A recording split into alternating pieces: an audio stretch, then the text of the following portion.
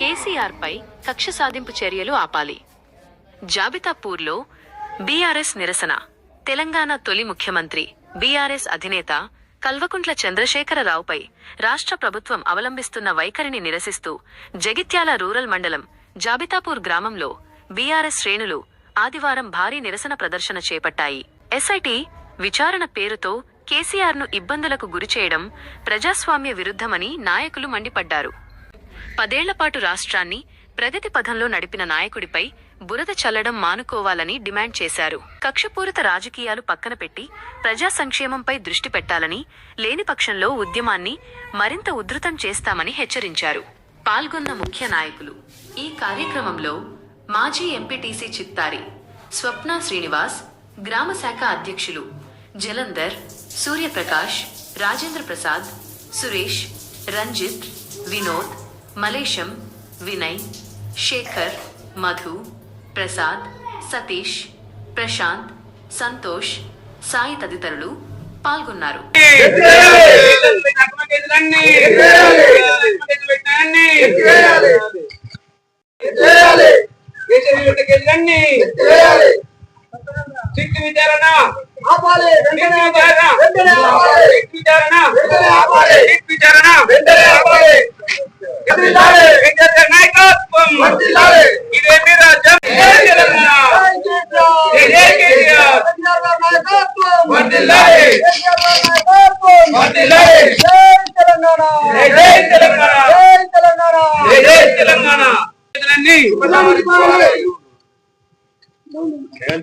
Congress down down, Congress down down, Congress down down, Congress down down, Congress down down.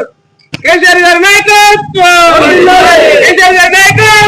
మన గౌరవ తొలి ముఖ్యమంత్రి తెలంగాణ సాధకుడు చంద్రశేఖరరావు గారి పైన అక్రమ కేసులు ఏదైతే ఫోన్ ట్యాపింగ్ విషయంలో, మరి అది ఫోన్ ట్యాపింగ్ అనేది ఎక్కడా లేదు అనేది అందరికీ తెలిసిన విషయమే. తెలంగాణ రాష్ట్ర వ్యాప్తంగా ప్రజలకు అందరికీ తెలిసిన విషయమే.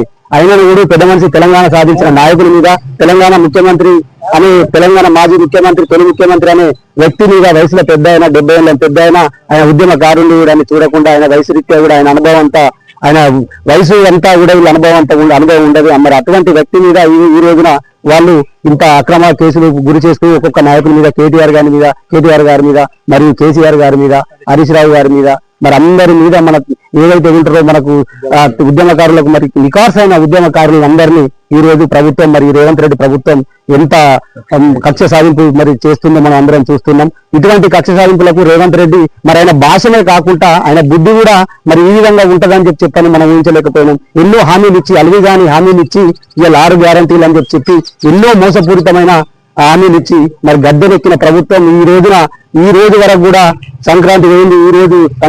ఎప్పుడు డిసెంబర్ లో పడేది రైతు బంధు, ఇప్పటి వరకు రైతు బంధు లేదు, ప్రజలకు యూరియా అందుబాటు లేదు, రైతులు ఎంతో అరిగోస పెట్టుకుంటూ ఇట్లాంటి ప్రభుత్వం విలువించుకుంటూ మరియు రైతులకు, తెలంగాణ రైతాంగానికి కాదు అన్ని వర్గాల ప్రజలకు మరి న్యాయం చేసిన వ్యక్తికి ఎట్లాంటి మరి ఈ రోజున ఎట్లాంటి అన్యాయం జరుగుతుందో మనం అందరం చూస్తున్నాం. ఇప్పటికైనా కళ్ళు తెరిచి 6 గ్యారంటీల మీద అమలు మీద దృష్టి సారించి మరి పెద్ద ఆయన మీద ఈ కక్ష సాధింపు అందరికీ మంచిది కాదు. ఆయన తెలంగాణ రాష్ట్రాన్ని సాధించిన వ్యక్తి, తెలంగాణ రాష్ట్ర సాధించడే కాకుండా 10 ఏళ్లు ఎంతో డెవలప్ చేసిన వ్యక్తి. ఇవాళ అన్ని రంగాలలో, నీళ్ళ రంగంలో కానీ, కరెంట్ అయితే లేదు, ప్రతి ఒక్కటి. ఇవాళ నువ్వు ఇచ్చిన కళ్యాణ లక్ష్మి తులం బంగారం అని చెప్పినావు, తులం కాదు కదా, ఆ ఉన్న లక్ష కూడా నీకు వచ్చే పరిస్థితి లేదు. మరి ఆ ₹1,00,000 కూడా 3 నెలల లోపు కేసీఆర్ ప్రభుత్వంలో ఉన్నది వచ్చేది. మరి ఇప్పుడు సంవత్సరం దాటిన తర్వాత, పిల్లలు అయిన తర్వాత, 6 నెలల తర్వాత కూడా మరి ఈ రోజున కళ్యాణ లక్ష్మి వచ్చే పరిస్థితి కనబడతలేదు. ఇట్లాంటివి మీరు కప్పిపుచ్చుకోవడానికే ఇవాళ మా రాష్ట్ర నాయకులను అందరినీ ఎక్కడికక్కడ మీరు నిర్బంధిస్తూ మీరు అణచివేయాలని చెప్పి చూస్తున్నారు. జాగ్రత్త, ఖబర్దార్. మళ్ళీ రాబోతుంది ఖచ్చితంగా కేసీఆర్ ప్రభుత్వము. తెలంగాణలో ఎక్కడికి ఉండేది తెలంగాణ రాష్ట్ర సమితి బీఆర్ఎస్ ఉంటది. కాబట్టి మీరు ఇప్పటికైనా అక్రమ కేసులన్నీ ఉపసంహరించుకోవాలి, దేశవ్యాప్తంగా ఉపసంహరించుకోవాలని చెప్పి ఈ రోజు జాబితాపూర్లో జరిగిన దాని నుంచి మేము డిమాండ్ చేస్తున్నాం. అందరం కార్యకర్తలు అందరం డిమాండ్ చేస్తున్నాం.